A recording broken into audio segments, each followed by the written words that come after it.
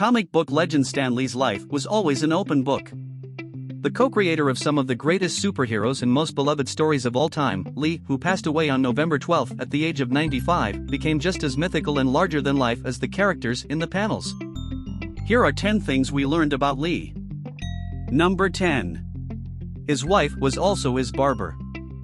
As a bit of a throwaway fact, Stanley Martin Lieber revealed the secret of his slicked-back mane on the second page of his memoir. "My whole adult life, I've never been to a barber," he wrote. "Joni always cuts my hair." Number 9. His confidence came from his mother. Lee wrote that as a child he loved to read books by Mark Twain, Sir Arthur Conan Doyle, Jules Verne, H.G. Wells, and others, and his mother often watched him read. "I probably got my self-confidence from the fact that my mother thought everything I did was brilliant." Number 8. Young Stan Lee wrote obituaries. Before writing about the fantastic lives of fictional characters, Lee wrote ante-mortem obituaries for celebrities at an undisclosed news office in New York. He said that he eventually quit that job because it was too depressing. Number 7. Captain America was his first big break. A week into his job at Timely Comics, Lee got the opportunity to write a 2-page Captain America comic. He wrote it under the pen name Stan Lee, which became his legal name, and titled it Captain America Foils the Traitor's Revenge. His first full comic script would come in Captain America issue 5, published August 1, 1941. Number 6. He wrote training films for the Army with Dr. Seuss.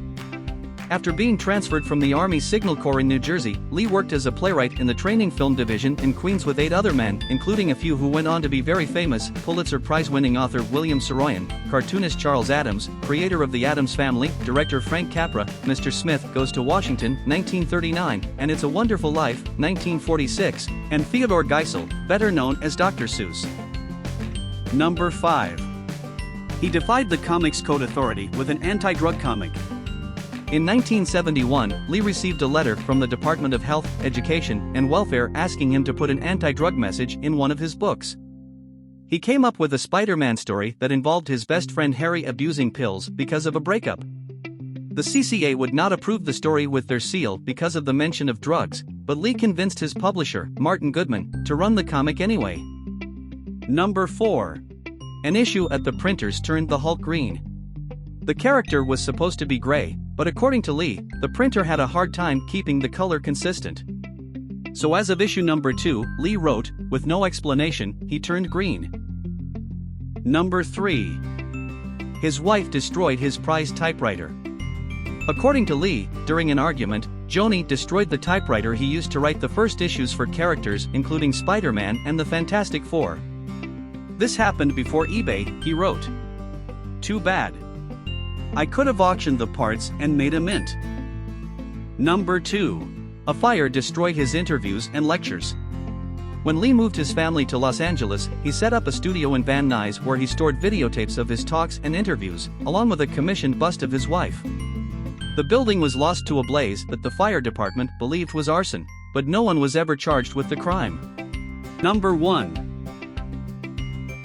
His favorite Marvel film Cameo was based on one from the comics. Beginning with the first Spider-Man film in 2002, Stan Lee has made quick cameos in Marvel films as a service to the fans. He said that his appearance in Fantastic Four: Rise of the Silver Surfer, 2007, was inspired by the story of Reed and Sue Richards' wedding in Fantastic Four Annual Volume 1 Number 3, in which he and artist/writer Jack Kirby attempt to crash the ceremony but are thwarted.